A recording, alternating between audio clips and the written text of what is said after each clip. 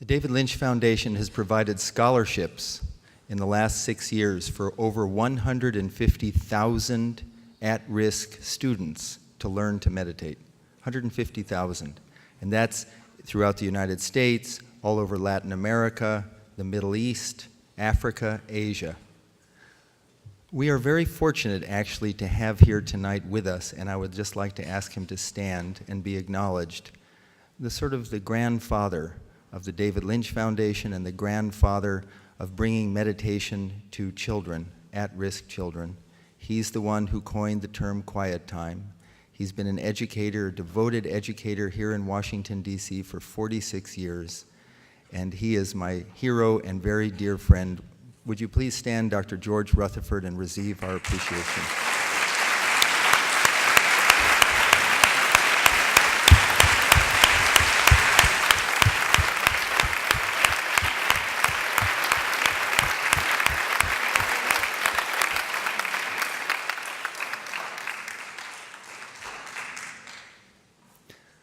With Dr. Rutherford's guidance, about 4 years ago, we started funding a program in San Francisco at the Visitation Valley Middle School. We're going to hear about that in a moment.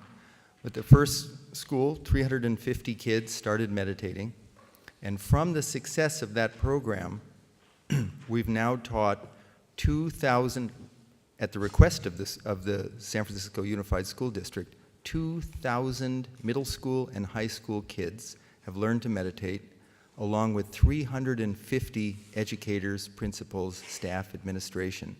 And what these schools do is they begin and end each day, part of the day's curriculum, with about 10 to 15 minutes of quiet time. And it's a voluntary program in this regard. The whole school is quiet, but a child can sit quietly and nap.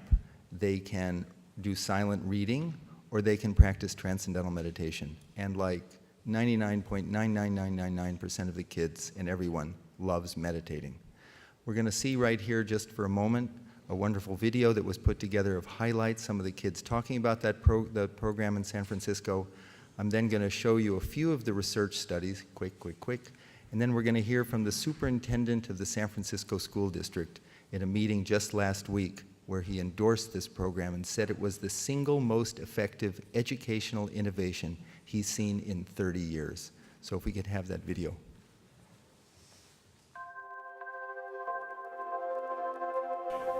I think that we have the most amazing kids. I love their energy and emotional intelligence. But what's different about these kids is that they need a lot more. Many of my students are in charge of taking care of their household, basically. Their parents work, and so they're in charge of their siblings. Or they work and help, financially support their families. There are a lot of kids who live in neighborhoods that aren't so good, crime, addiction. They see things that I never even thought about when I was in high school. My last 2 years, I was locked up. Robbery, gang, things like that. Different levels of stress that the students have. Some of it's environmental, some of it is organic and chemical. There's definitely stress that students experience around school and anxiety, around grades. I feel like I do have a lot of stress in my life. I was always getting truancy letters. I was never really in school. Our principal, Richard Duber, was the first to bring us the idea of having a quiet time program. It was certainly for me a level of skepticism regarding whether we could really get students at this school to be willing to try and meditate. It would allow them that time for themselves that they don't get. And something that actually releases the stress as opposed to time for themselves that would make them more stressed. We do it at the end of first period and at the end of seventh period, and the entire class gets quiet. those students who want to meditate have that opportunity because we have an adult in the room who is making sure that they feel safe and comfortable. When I had my first meditation, I felt so relaxed.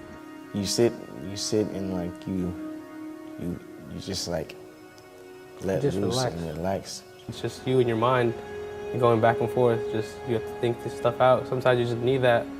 I'm all tired and fatigued, but after quiet time, it just releases all the stress, helps you feel more energetic. I used to say, I'm gonna get my grades up, I'm gonna do better. But yeah, it was just what I said, it never happened until I started meditating. Because I got better grades and like, I'm not really all that mad anymore. You felt so good and at peace, and you just felt like nothing like negative could get you. I feel like refreshed, like I'm just full of energy and I'm just ready to like continue on with my day. I think it gives them rest. I think that it gives them a sense of well-being and security and like independence. When I started meditating, like a week later, I started to change. And I'm not gonna change just like that, you feel me? You gotta, like, something gotta help me. I was just meditating a lot, like even Saturdays and Sundays. Before, it was like kind of hard to concentrate because I had a lot of like problems in my life. I mean, I still do, but not like that. I think that it's pretty amazing that kids have an opportunity to experience this, especially at this phase in their life. Quiet time has also helped with the community in the classroom. For example, my 5th period class, they were really rough at the beginning of the year. And now it's just turned into such a nice way to start the day. I just feel like I'm not alone. I have something with me that I can take that can help me keep me at peace and stuff like that. Meditation is awesome. I would love to see my students graduate from high school and go to college and learn to participate in the world in a way that is helpful and productive and fulfilling. In order for them to do that, they need love, they need education, they need support, and I think TM is a part of that.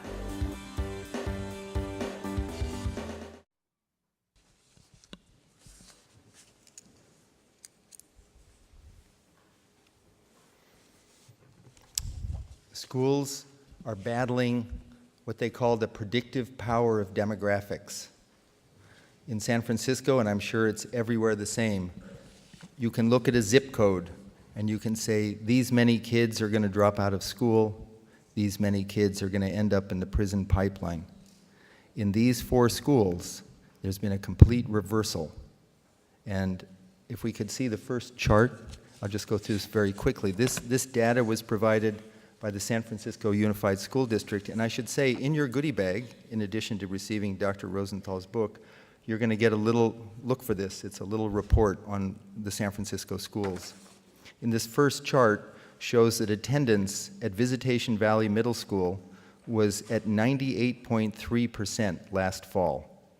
And 18 of the graduating 8th graders, all meditators in that 8th grade class, received a perfect attendance. That means that 18 students did not miss a day of school for 3 years.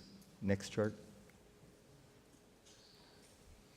Suspensions trended down significantly. Visitation Valley used to have one of the highest suspension rates in the district. Now the school has one of the lowest, even compared to the middle-class schools. Next chart. Before quiet time, you can see on the left, before quiet time started at this school, none of the graduates went to the high-performing Lowell High School. This year, a record 18 8th graders are going to Lowell. And the final chart. When the Quiet Time program was at its first year at Visitation Valley, the 8th grade served as a control group. This allowed the San Francisco Unified School District to conduct rigorous analysis to determine if Quiet Time program had an impact on STAR test scores. When the 8th grade controls were compared to Quiet Time students, the analysis found that the Quiet Time students' scores were significantly higher, and the biggest shift was with the lowest performing schools, the below basic, and the far below basic. And last year, the overall STAR test scores at Visitation Valley increased 40 points, the highest increase of any middle school in the district. And in honor of this, Jim Durkee, the principal of the school, was named the National Middle School Principal of the Year.